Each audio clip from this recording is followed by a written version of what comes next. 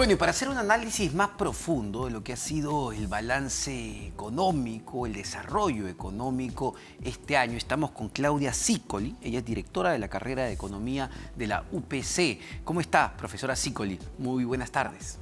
Hola, Omar, buenas tardes. Bueno, a ver, en principio uno podría, dejándose llevar por ciertos indicadores como el PBI, decir este año ha sido excepcional para la economía peruana. El BCR estima que vamos a crecer cerca a 13%, la cosa va de maravilla, pero claro, no podemos solo guiarnos por el indicador del PBI. ¿Cuál es el balance que podríamos hacer de la economía este año, profesora?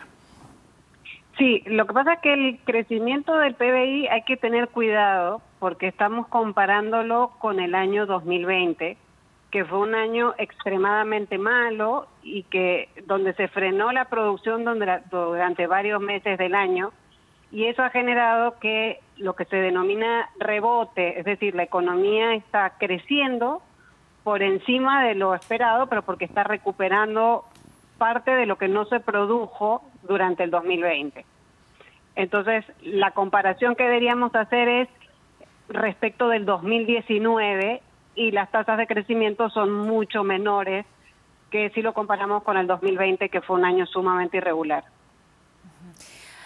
Doctora, ¿cómo está? Valeria Fuertes. En principio también uno de los elementos que se tenía, digamos, previsto, que era, digamos, la última pata que se iba a recuperar, era el empleo. ¿Cómo siguen las expectativas para el próximo año? ¿Sigue siendo, digamos, una de las aristas que va recuperándose de manera lenta? Sí, es una de las problemáticas más importantes que tiene el país, porque no estamos hablando solamente de recuperación del empleo, sino del empleo formal, del empleo que tiene el trabajador está cubierto, tiene acceso a la salud, tiene acceso a una jubilación cuando termine de trabajar, y ese empleo aún no se está recuperando a las tasas que se requieren. Y para ello necesitamos inversión, y una de los indicadores económicos que menos está creciendo o que se vislumbra que va a crecer menos es precisamente la inversión el próximo año. Y en ese sentido, ¿no? También haciendo un balance del accionar ya de este gobierno de Pedro Castillo en cuanto a la promoción de inversiones, ¿usted ve un rumbo claro? ¿Ve una política pública para generar un entorno favorable para la promoción de inversión privada, que justamente es el principal motor de generación de empleo formal en el país? Lamentablemente eso todavía no se ve, más bien se ve todo lo contrario. Los distintos ministerios dan información diferente, la presidenta del Consejo de Ministros dice una cosa, el presidente después dice otra. Ya hay empresas que tenían proyectos de inversión e incluso inversiones en proceso, y hay algunas de ellas que están retrotrayendo la inversión o saliendo del país. Entonces, los indicadores y las señales no son las mejores y eso se ve reflejado incluso en las expectativas empresariales. El presidente del Banco Central dijo que precisamente las expectativas empresariales siguen sin recuperarse. Justamente hablando del presidente del BCR, Julio Velarde, él ha mencionado que todavía se mantiene, ¿no?, esta incertidumbre, esta nube negra que hace que el panorama sea un poco difuso en materia económica. No es la incertidumbre que se veía en agosto, pero existe, ¿no? Y creo que ahora la palabra confianza ha calado tan fuerte que nos damos cuenta que sin eso, pues el rumbo económico se dispararía y no tendría cierta orientación. ¿Cuáles son esas señales claras, Claudia, para que el gobierno pueda decir, estamos comprometidos con esta inversión privada, queremos que el empleo crezca, queremos un buen empleo, un buen salario, buenas condiciones laborales? ¿Cuáles son esas señales? Sí, pensemos que la inversión es una apuesta de mediano y largo plazo. Entonces, el inversionista, el empresario, tiene que ver que el escenario está medianamente claro y tranquilo como para efectuar una inversión que le va a llevar erogar un monto importante de dinero y que después los rendimientos se van dando en el tiempo. Entonces, ¿qué cosas son las que tendríamos que evitar? El tema de hablar de futuros impuestos para las ganancias de los empresarios. Tendríamos que pensar en evitar decir que se van a tomar medidas para que los que obtengan superganancias tengan que tributar más. Se tiene que evitar hablar del crecimiento del salario mínimo, porque antes de hablar del salario mínimo tenemos que hablar de formalización.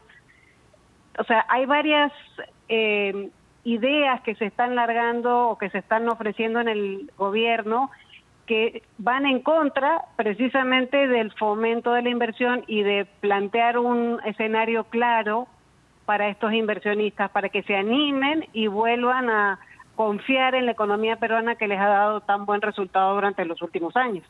Ahora, lo que hemos visto en estos meses de gobierno del presidente Pedro Castillo en materia de política económica es regalar plata a la gente, ¿no? Subsidios y nuevos anuncios de más subsidios, incluso a trabajadores formales que están en planilla, que ganan hasta 2.000 soles. ¿Cuánto puede durar eso? ¿No? ¿Cuán sostenible es una política de regalar plata a la gente?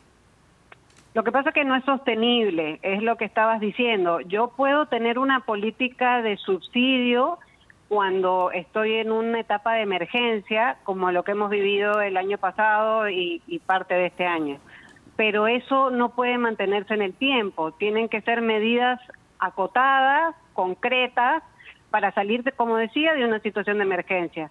A partir de eso, hay que empezar a plantear objetivos claros de reactivación, de incremento de empleo formal, de mediano plazo, no solamente empleo temporal.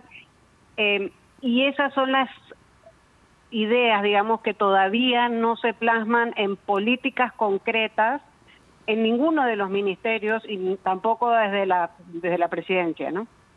Ahora las expectativas, Claudia, para cerrar del próximo año, pues no llega ni siquiera al 5% de crecimiento, ¿no?, del PBI nacional. Pero también sabemos que dependemos de alguna manera de factores internacionales. ¿De qué forma, pues, por ejemplo, la aparición de la variante Omicron puede impedir llegar a ese objetivo que se ha planteado el Ministerio de Economía y Finanzas? ¿Cómo nos puede golpear? ¿Cómo lo podemos observar ya, digamos, o cómo lo puede observar el peruano de a pie? Como lo hemos visto este año que ha pasado, el surgimiento de nuevas variantes genera problemas en la economía mundial. Entonces dependemos de cuán grave sea esta nueva cepa o posibles nuevas variantes del virus para ver cómo van a reaccionar los mercados. Ya estamos viendo que en Europa se están tomando medidas restrictivas nuevamente, que han frenado el tema de algunos viajes internacionales, y eso se traslada también a comercio internacional, intercambio de bienes y servicios, y si este brote es demasiado agudo, podemos volver a situaciones que ya hemos vivido a principio de año y que afectan definitivamente no solamente la economía peruana, sino del resto del mundo, ¿no? Perfecto, Claudia, muchísimas gracias por este análisis. Claudia Sicoli, directora de la carrera de Economía de la UPC. Nosotros tenemos que hacer una breve pausa, pero venimos con mucho más en este programa especial de Economía para Todos.